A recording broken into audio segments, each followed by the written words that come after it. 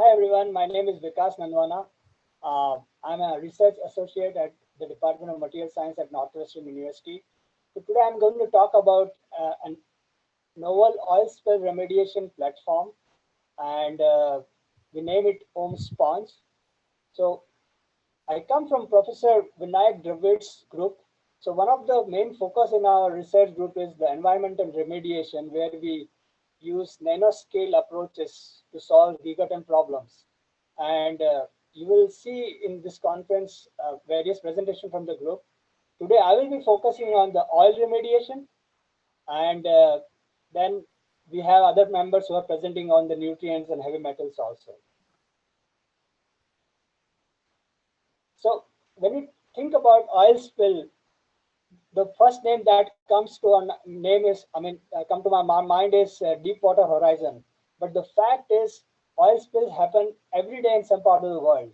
Last year in US alone, more than 20,000 oil spills were reported, ranging from tens of gallons to hundreds of thousands of gallons. And this oil spill affects human health, such as skin, respiratory issue, marine life, aquatic ecosystems, plants, animals, and also fishing, tourism industry. And that's because of that, and and that generates a lot of issues actually. And there are several methods which are present, which are already present for to remove the oil. The first one is the dispersant, where the oil is dispersed using the chemicals. The second one is the burning, where the oil is just simply burned. The third one is the skimmers, where oil is pumped using these pumps and the booms. And also the fourth one is the sorbent, where oil is just selectively absorbed. Each of this method solutions have their advantages as well as disadvantages. Like dispersants and burning are a fast method, but burning is very harmful for environment since it generates carbon emission, and dispersants are toxic for marine life. Similarly, skimmers are slow and inefficient in some conditions, and sorbents are one-time use, so very expensive and generates a lot of physical waste.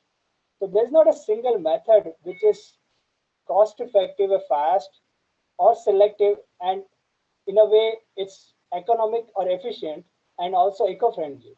And that's where our technology comes in.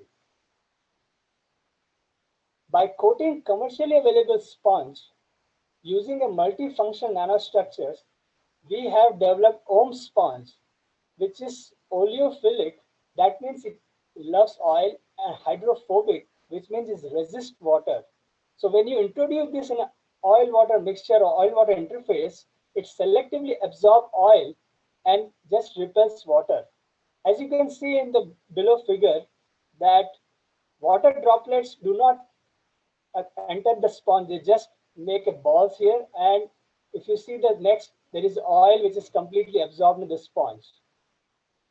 So because of this, when you introduce this OHM sponge to any oil spill, it selectively absorbs oil, and then just this oil can be again recovered by squeezing it, and then the sponge can be reused many number of times. The reason why we call it economic is because it's made of a cost-effective materials.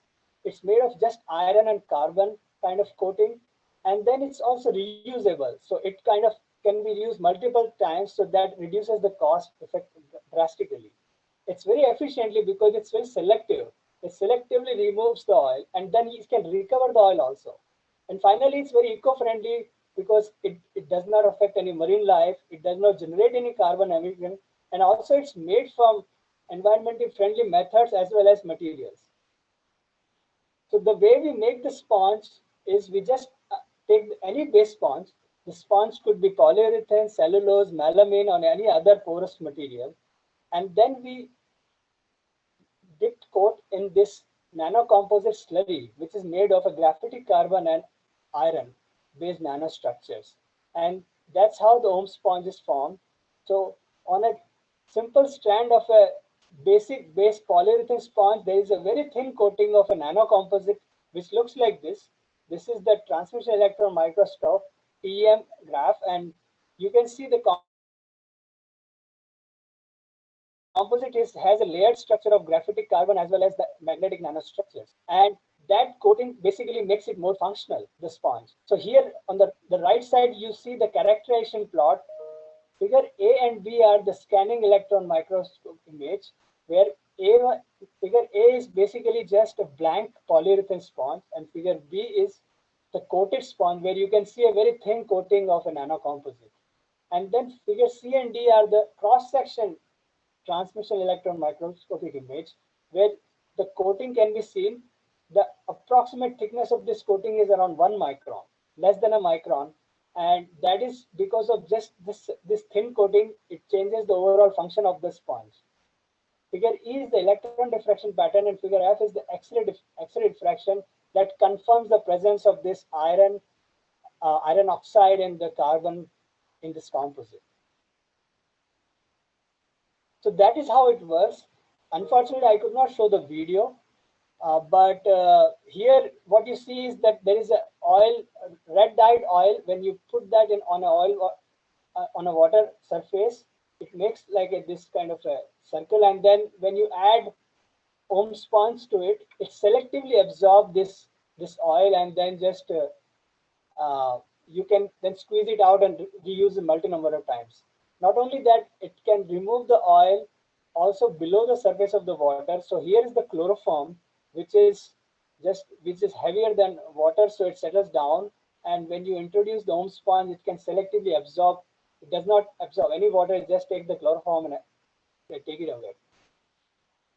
We have done many tests using this OHM sponge for selectivity as well as the reusability. So as you can see that this y the y plot is, and the y axis is mass absorption capacity, which is nothing but ratio of the mass of absorbed oil divided by mass of the sponge. So you can see, depending on the different kind of oil, the OHM sponge can absorb almost 30 times of its weight.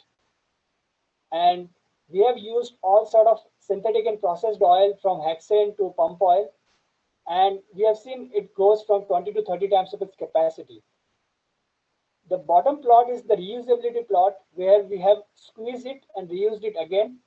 And what we have seen is, even dozens of times, it doesn't change any capacity. Here we have shown for 10 times. You can see the absorption capacity does not change, almost stays close to 30. Similarly, when we tested this sponge for a different aquatic condition like different pH or different salinity, for pH we have tested water with 1 to 13, and you can see that absorption capacity does not change dramatically, as well as for salinity from 0 to 1.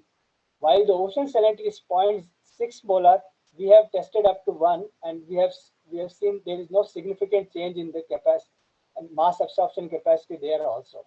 So it does not get affected by either pH or salinity, and it works on mostly all sort of oils.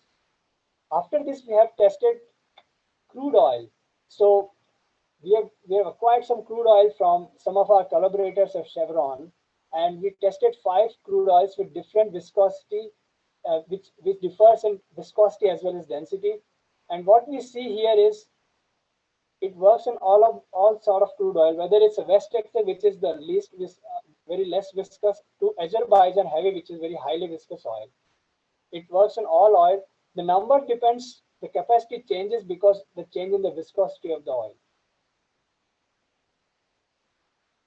The method is very economic and also scalable, because we can produce this nanocomposite slurry in a flow reactor in a very with the high flow rate. So what you are seeing here is the production which we have done for 4.5 liter in 30 minutes. So we can generate almost 9 liter per hour, the slurry of this material. And that to just give a context, that can coat around 40 OHM sponge sheet, which is 1 foot by 1 foot by half-inch thickness. And basically, those sheets are enough to absorb almost 500 liter of oil. So that gives you some context that this method is very scalable. And here on the right side, you can see we have coated all different size of sponges, and the thickness of the sponge, what we have coated is 0.5. But size and shape does not matter, since it just depends on the dip coating. We can use any sponge of any size and shape.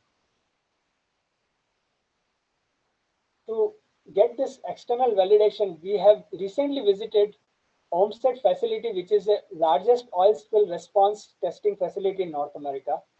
And we tested the sheet of 50 sheets of this 1 foot by 1 foot of by 0.5 inch of home sponge under various conditions, which where oil of different viscosity was tested, stationary and moving water, and to test the oil sheen.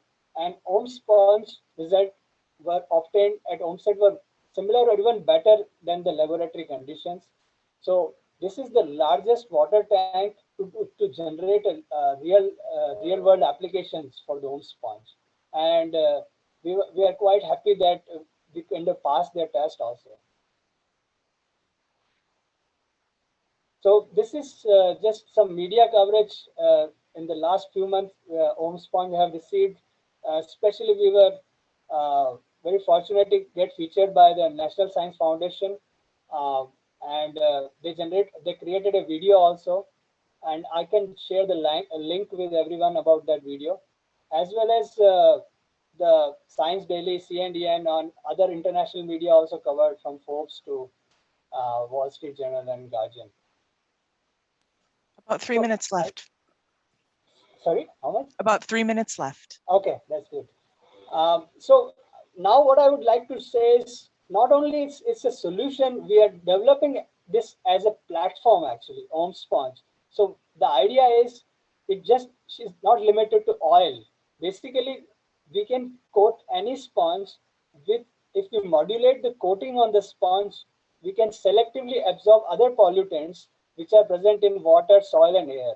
So then these pollutants can be recovered, and then the sponge can be reused. So it could work for any kind of pollutant as long as we have a coating available for that pollutant. And that is what we have been doing in our lab. We have been developing different kind of coatings to selectively remove different pollutants. And that is why it is developing as a platform in our lab. And for now, just like I gave an example of majority of oil. So we are developing another solution for minority of oil, while oil is only in the minority like ppm level, and we are able to remove that also from, for example, like a fracking water. So we are able to remove that kind of 1000 ppm of oil to less than 50 ppm oil. Similarly, we have other students who will be talking about nutrients and heavy metal toxin, and also there is work going on microplastic. So with this, I would like to conclude my talk. I would like to thank Professor Dravid and Dr. Roberto Dos Reyes, Stephanie, Ban, Yash, and other group members. They have been tremendously helpful in the group's research, as well as the funding agency, NSF, and Nuance Shine. And finally, I would like to just share this news where home sponge was featured by National Science Foundation homepage, actually front page, on June 5th, and that gave us a pretty good visibility. So with this, I would conclude my talk and would be happy to answer any questions. Thank you very much. Great, thank you so much. It's so interesting. Are there yep, already I see questions coming in. How are the sponges cleaned so that they can be reused? Oh, that's a very interesting. So basically, all we need to do is, you can take any kind of a wringer, and all we need to do is we need to just squeeze the sponge under the wringer, and most of the oil, 90 to 95% oil, gets recovered. And of course, there is some sort of a maybe 1 to 5% oil stays back. It's just similar as a kitchen sponge. You know, when we have a kitchen sponge, it soaks with water. We can recover most of the water, and there is always some water which stays back in the sponge. It's very same thing. We had another question about the makeup of the sponge. You state the sponges are made from benign materials, yet oh, it moved, I'm sorry. Yet the headlines you presented state that it's polyurethane. Oh, so basically polyurethane is, as I mentioned, polyurethane is something which we just started with. And of course, yeah, it's a polymer, but as I talked about that, we have things going in the pipeline which are based on other recyclable material like cellulose. Cellulose is something biodegradable, and we have been working on the similar formulation on cellulose also. And so that is the reason I mentioned that we can definitely go with, we can replace the basic substrate. Actually, the sponge does not depend on the basic substrate. It could be anything, and ultimately we plan to replace all the substrate with the biodegradable substrates. Great. And I think we can take this last question, Janice. Excellent. It's about when you're cleaning the sponges, when you squeeze and reuse your sponges, are they just squeezed by your hands, or is squeezing force carefully controlled by some other instrument? Yeah, we use it a wringer. Actually, if you squeeze it by hands, it's not never uniform actually. And ideally, we have a ringer in our lab. Just you can think about, in old times there used to be washing, the washing ringers where they used to wash the clothes in that. It's the same mechanism. There are two rollers. The sponge is rolled under those two rollers, and most of the oil is recovered by that.